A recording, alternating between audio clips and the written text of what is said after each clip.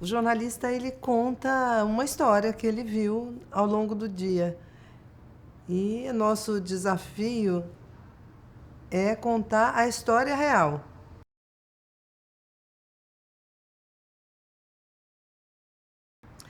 Eu queria ter um programa de rádio. Na minha família, todos são engenheiros. É uma família bem cartesiana. E ali na engenharia, meu pai tem... Nós somos 10, tem 6 engenheiros, 6 no ramo da engenharia. E quando eu fui fazer jornalismo, meu pai falou, não, satiricon não. Aí eu fui explicar para ele que eu queria fazer. Não podia contar para ele que eu queria ter um programa de rádio de música popular brasileira, que eu sou uma apaixonada pela música popular brasileira. Mas, antes de me formar, fui fazer um estágio num jornal e não tinha vaga, eu comecei no caderno de cultura e em um mês tive que cobrir um buraco na política, então desde 1978 eu acompanho a política brasileira. Entrei no Globo em 1979 e por aí caminhei na política brasileira. Gosta de política? É uma coisa que te dá prazer assim, discutir política? Sabe? Tu é um ser político. Eu gosto de saber o que está movimentando o ser humano. Na política é o poder, é a vaidade.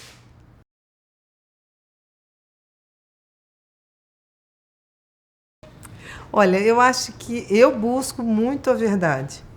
Agora, na política, sobretudo, tem muita versão. A versão é o que cada um quer que a gente saia contando por aí. Por isso...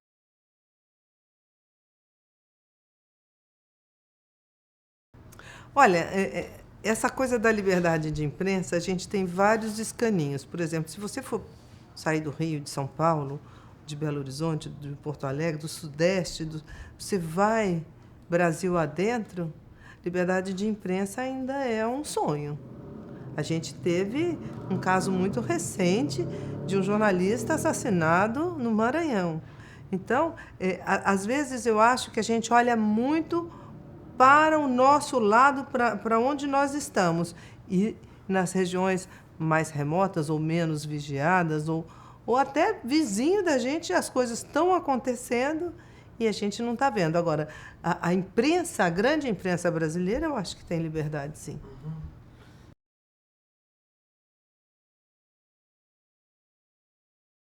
Olha, eu sou uma adepta da internet. Eu comecei a trabalhar na internet quando ela era uma coisa incipiente ainda, em 1999. Eu trabalhei no IG, foi o primeiro portal de internet grátis, noticiário gratuito. De lá para cá, muita coisa aconteceu. Os jornais entraram no gratuito e agora estão começando a cobrar pelo conteúdo. É razoável que cobrem pelo conteúdo, porque tudo custa dinheiro, no mundo inteiro há essa discussão sobre o conteúdo, sobre o custo do conteúdo. Eu acho que a internet é uma aliada. Os jornais custaram muito a entender que a internet era uma aliada. Eu mesma trabalhei num momento desses. Olha, tudo isso está em processo de discussão. Até o Jornal da Noite. Porque o Jornal do Dia, ele já dá a informação, já dá a análise da informação, já dá a repercussão, já dá a reação do outro lado. Então, tudo isso é coisa que tá em processo, está em movimento. Onde que vai parar, qual vai ser o modelo a ser estabelecido, eu acho que ainda não está muito claro. O que está claro é o seguinte, todo mundo demanda informação, todo mundo quer ter acesso à informação rápido, curto e tirar as suas conclusões. Então, isso é o que está acontecendo. A internet permite isso com custo relativamente baixo, né? Você compra um pacote de dados, você entra ali e pelas redes sociais você fica sabendo, comenta. Agora você tem que saber, eu acho que tem que saber usar as redes sociais. Não, né? E eu acho que o modelo não tá claro ainda. Eu me lembro que há muito tempo atrás A gente falava para as crianças, não fica na televisão que você vai perder... Eu brincava com meus filhos, vocês vão perder o contato com os seres humanos. Fica na televisão, fica nos jogos. Então, não tinha esse contato. Hoje, pelo Facebook, as pessoas convivem, compartilham, têm notícias umas das outras, parentes distantes, amigos de infância, se encontram. Quer dizer, isso era uma coisa que não estava escrito. Hoje as pessoas se encontram, marcam mobilizações, reações a coisas públicas ou políticas ou econômicas ou privadas, organiza-se festa e manda o convite virtual, todo mundo recebe, se encontra. Então, é uma função que não estava prevista pelo caminhar do mundo. As pessoas pareciam que iam se isolar. E o Facebook tá unindo as pessoas de alguma forma. É curioso isso.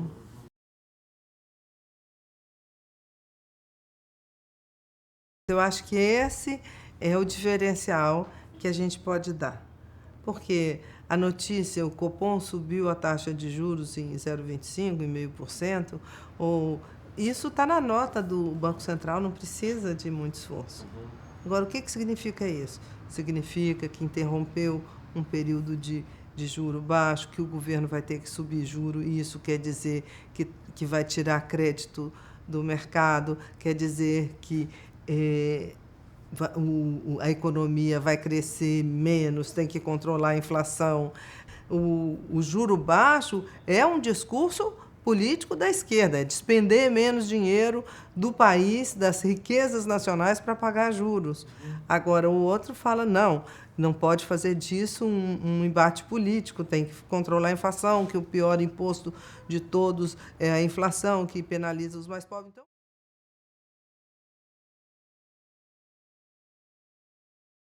olha, eu acho que essa coisa da relação com a fonte, o que o jornalista precisa passar é a honestidade. Honestidade com o que ele escuta e que ele vai repetir a história com honestidade. Só que o que acontece?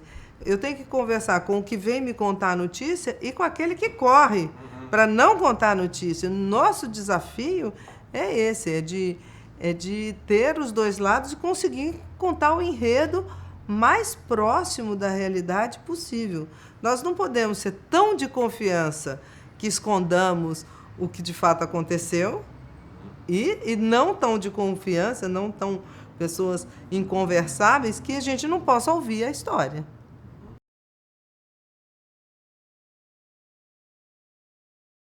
Assim, quando você tem um off de uma pessoa de alto gabarito, quantas vezes a gente não recebeu off de presidente da República? O presidente da República fala em off. Fala. Não é porque ele queira esconder só, não quer se expor. Não, é porque às vezes o outro jornalista, falou com fulano, tem que falar comigo também. Dá uma ciumeira também.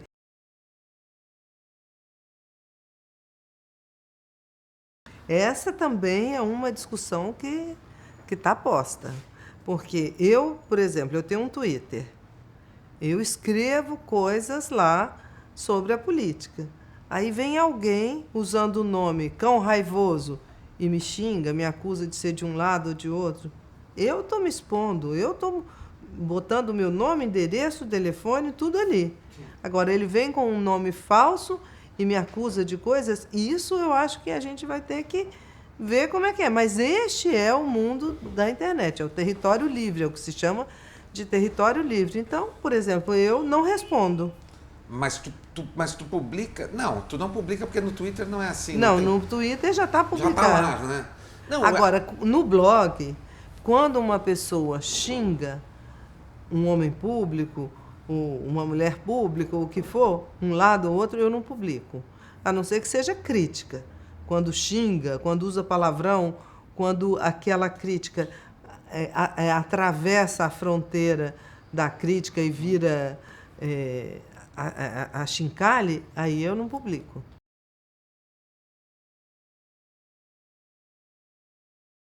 A internet, ela tem um aspecto. Você está falando os jornais são independentes do governo. São.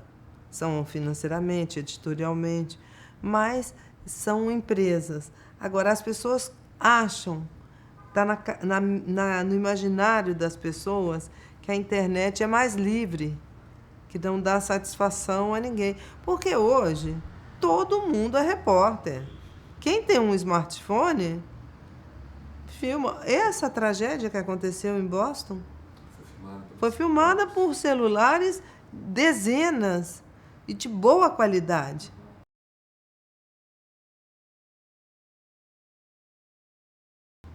Um dia, eu pedi para um produtor fazer 3 perguntas no meu programa, no programa Fatos e Versões. Tem, às vezes, um quadro que é 3 perguntas para, ou contraponto, um ponto e um contraponto. Um fala um ponto de vista, o outro fala outro. E o produtor que foi gravar isso para mim, lá pelas tantas, eu ouvindo a gravação, ele vira e fala assim pro ministro: ministro, vamos fazer o seguinte, ele falando, o senhor fala, mas fala mais curto, porque senão vai ter que ser editado, vai ficar pior para o senhor. Porque às vezes vai cortar a parte que ele queria que ficasse. Diga, né? Só. Diga só. Ou seja, é a entrevista já editada, não, ela não foi induzida, mas ela falou, ó, vem editado, porque aí não tem erro. Né?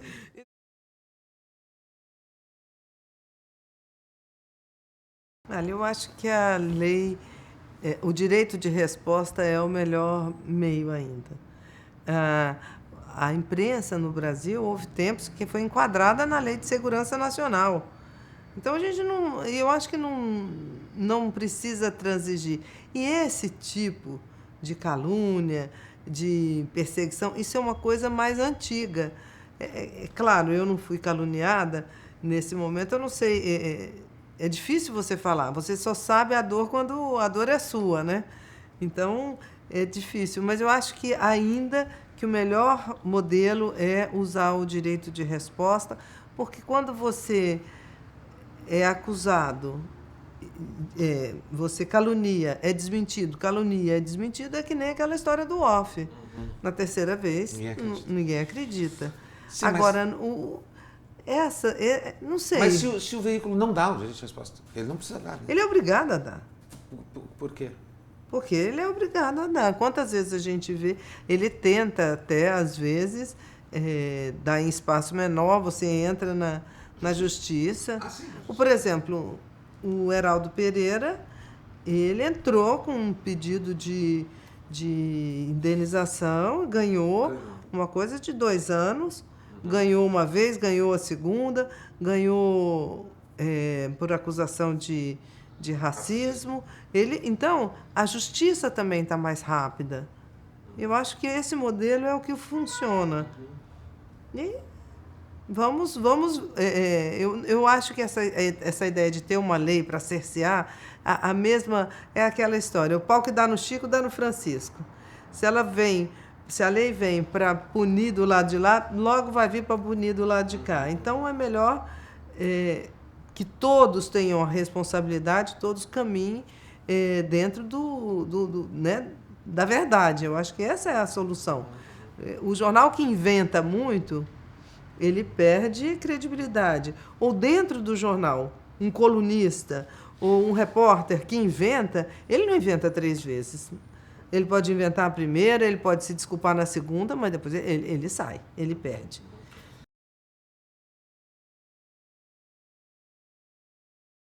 Eu acho o seguinte, nada demais ter uma regulação da imprensa sobre essa característica da lealdade, da veracidade.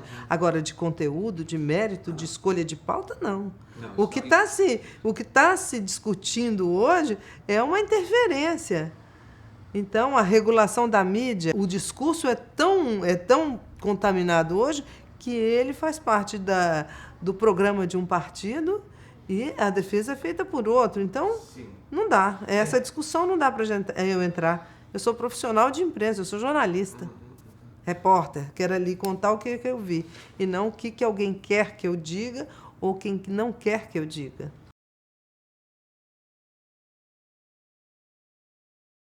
O que eu acho que está acontecendo no Brasil é que houve uma divisão mesmo no país. Então rachou-se. Então está rachado. Então tem um lado para acusar, tem um lado para defender, e nenhum dos dois tem razão. Nem o que foi feito para acusar, nem o que foi feito para defender. Então, independentemente de quem pague A ou B, neste duelo ali, eu não entro. Eu faço jornalismo. Então, isso é uma coisa. A outra coisa é a imprensa que faz uma coisa que um lado gosta, que o outro lado não gosta, que o de cá agora passou a gostar e o de cá não gostar. Tudo bem. Esse é o papel do jornalista. É como você disse, se os dois lados estão reclamando é porque está tudo... Bom sinal. É bom sinal. Agora, que proliferaram os blogs e blogs com carimbo de um lado ou de outro, isso sim, mas aí eles fiquem brigando por lá e nós vamos fazer jornalismo por cá.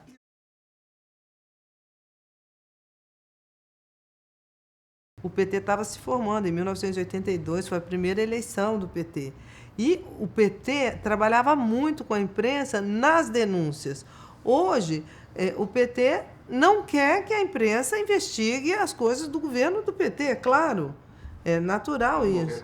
Ninguém quer ser alvo de crítica, ninguém quer ser alvo de vasculhação, né, de imprensa. Então, eu acho que essa é uma queixa natural. Quem é poder vai reclamar, seja poder local, seja poder nacional, seja legislativo, executivo, judiciário. A gente vê que a ideia é mostrar o que está errado.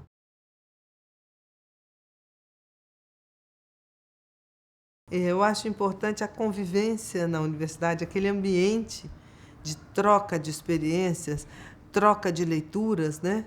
É um momento muito rico da vida do jovem. A faculdade, quando ela é no tempo do calendário escolar, da juventude. Agora, eu acho que, às vezes, você forma repórteres, jornalistas, na vida, muito bons. Mas eu acho que tem que ter, sim, o diploma. Acho que tem que ter o diploma.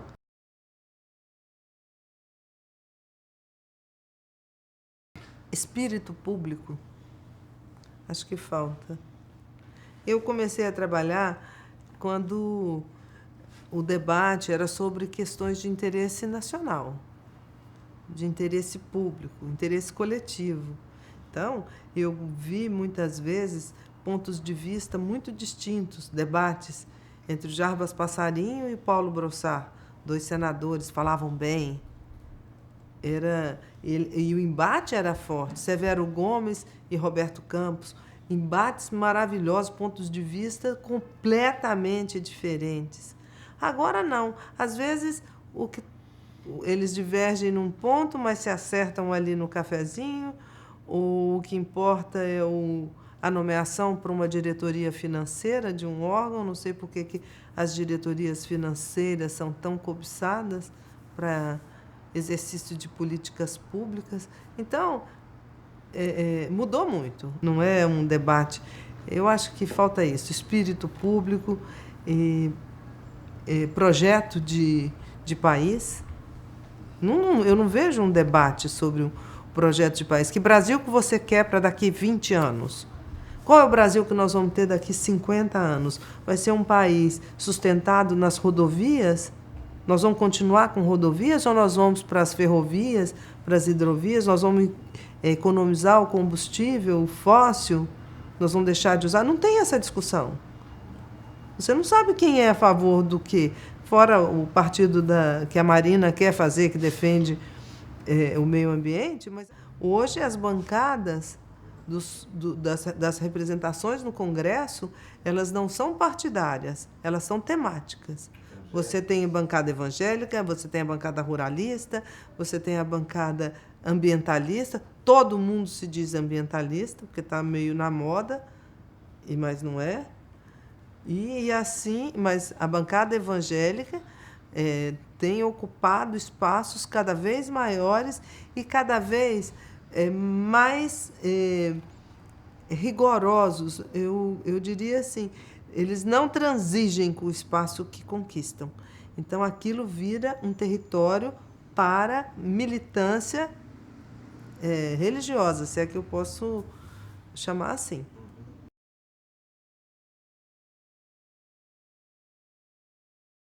Olha, o ombudsman da Folha, ele publica o que ele acha. No Globo, eu não sei agora, mas no meu tempo tinha algumas, chamava algumas. O Luiz Garcia fazia isso e teve um tempo que isso era publicado, quando você escreve errado, ou o português, ou a ortografia, uma crítica, mas publicava na página 2 também. Sim. Era uma coisa diária. Mas não eram erramos, eram... Não, algumas. Era para nós mesmos. Eu me lembro que coisa ruim na vida era entrar em algumas. Escrever errado, ou uma concordância pobre ou errada. E então, todo dia estava aquilo na parede. E depois aquilo começou a sair na página 2 do jornal. E na TV, eu acho que o nosso ombudsman é o telespectador.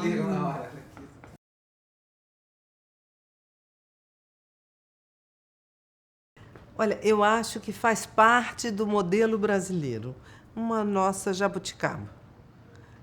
Isso eu acho que já faz parte. A gente gosta, é assim, os brasileiros gostam disso. O mensalão, você achava que aquilo não ia ser compreendido? Todo mundo entendeu. No começo, quando começamos, a Globo News transmitiu ao vivo todas as sessões. O governo achou ruim, porque era gente que foi do governo deles que estava ali sendo julgado. Mas isso, as pessoas gostaram, deu audiência.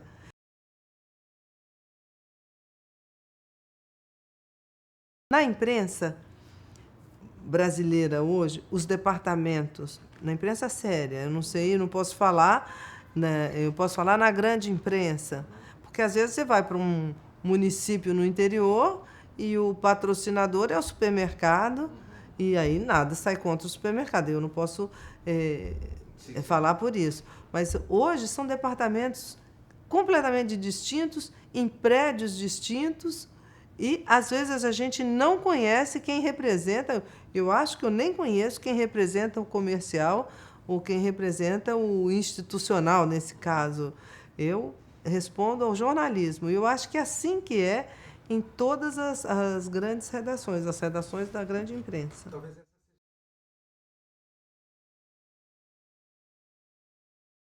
É difícil reconhecer o erro, embora seja esse o melhor caminho, o mais fácil, o mais curto e o que dá maior credibilidade.